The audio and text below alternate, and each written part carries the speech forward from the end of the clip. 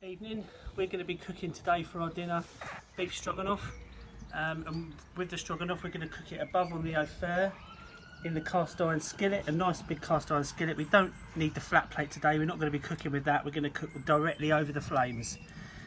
So just run you through some ingredients, Seb. We've got mushrooms, lovely big lemons, we've got some paprika, onions, salt, pepper, double cream. And then we've got steak, which is feather edge steak. Americans call it flat iron. So I'm just going to show you quickly how to cut this feather edge steak, because it's got a sinew running through it here. So when we're using it for beef stroganoff, we cut the first one off and then we'll do thin slices, okay? And if you can see, there's the sinew going through. But we want little bits of meat just for stroganoff, tiny bits really.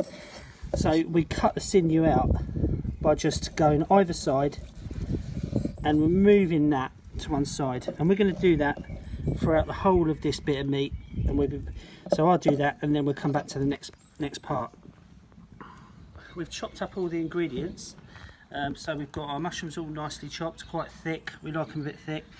And then thinly sliced onions, okay, and then the steak is a very economical cut, okay, so you'll be looking at around about £13 a kilo for it, so it's the same, pretty much the same as mince, whereas you'll be spending around about £35 a kilo for fillet steak. So this steak here, you've got to cook it very hard, really quickly, okay, none of this sort of low and slow. Now we're cooking very fast so that we're sealing the meat up and retaining the moisture inside the meat, and it'll be lovely. It really is.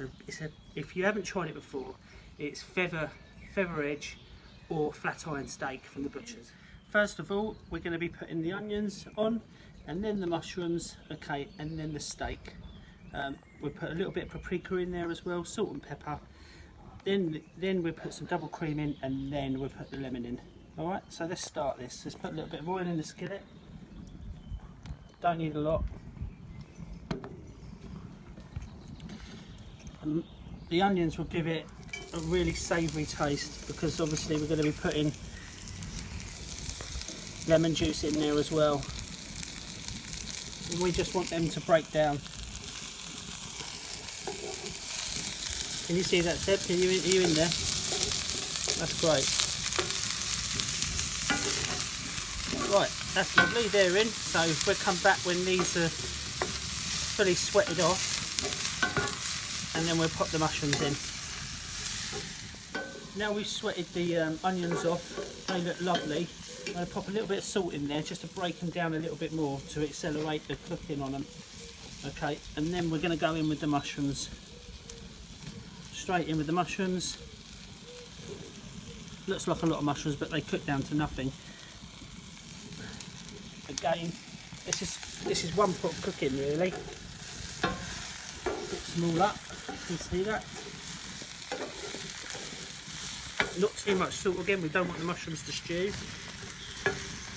Once we've sorted them out in their space in the pan, we will leave them like that now, so that they crisp up on the outside.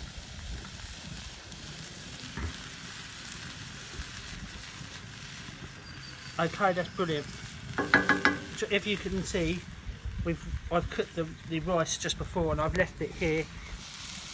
I put it inside, just brought it out just to keep it warm while I'm cooking this, so that we can serve it all together. That should be lovely. We'll come back and we'll put the mince on. Now we're going to start putting the meat on. Just before we do that, we're going to season it just with a little bit of salt. Okay. And a bit of black pepper. You know I like quite a lot of black pepper. So now, if you have a look over here, this is all sweated out. Mushrooms are cooked. I'm going to push them to one side of the skillet, like that. So we've got a nice area there to pop the steak on.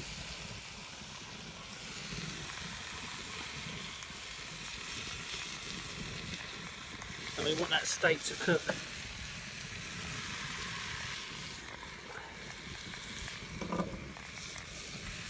hear it sizzling. Smells gorgeous actually. It's really lovely. Not quite sure I probably need all of this steak, but I can use that in some fajitas tomorrow, which will be lovely. Now, once we've done that, we're now good. It's time to pop a little bit of paprika on. Just a teaspoon would be fine. I'll pop it into that onion and mushroom mix. You don't need a lot. It's just to give it a little bit of a smoky flavour to the sauce when we add in the double cream and the lemon. It'll just give it that extra dimension of flavour from the smoked paprika. It'd be really nice. We're nearly at the final stages now of the cook. If you want to have a look in here, we've mixed the mushrooms with the paprika and the steak and the onions, and that's all cooked down. It's lovely now, so it's ready to take the liquid that we're going to put in there, just to mix up with the beef juice that we've got in there, the mushrooms, the onions and all that flavour. So we just pop a nice straight through a lemon. Okay, we'll take our double cream, pour it over. I know it's a lot of double cream. It's not the healthiest of dinners, but you know, it's very tasty. I love it. It's one of my favourite dishes, beef stroganoff with the lemon. You know, and you know, let's be right about this. This is how my mum used to make beef stroganoff. Okay, so there's probably some really authentic recipes out there that go a lot further than this. But you know, this is what I was brought up on, and I love it. It's brilliant. Stage of the cook now. All we've got to do is just put a little bit of lemon juice on. As you can see, as soon as the double cream bubbles up, then we start to add the lemon juice. One whole big lemon. That's all it needs. Saving the pips, and it won't split because it's double cream. Okay, so when you cook double cream, it will not split. If you cook single cream, you've got a real big chance of it splitting. The same with milk. So you know, that's the reason why we have to cook with double cream. Really, it's just a fail-safe. It's a bit more luxurious as well. You know, it is more fattening, but we only had this probably once in a blue moon. So when was the last time we had this? 2-3 months ago, probably. Now this is the rice, so we're going to be serving just plain basmati rice with that, and we've got some garlic bread, and that's it. So I hope you enjoyed the cook, and don't forget to subscribe, because I'll be posting up a lot more videos. The next one we're going to do is a kebab on the Joe rotisserie.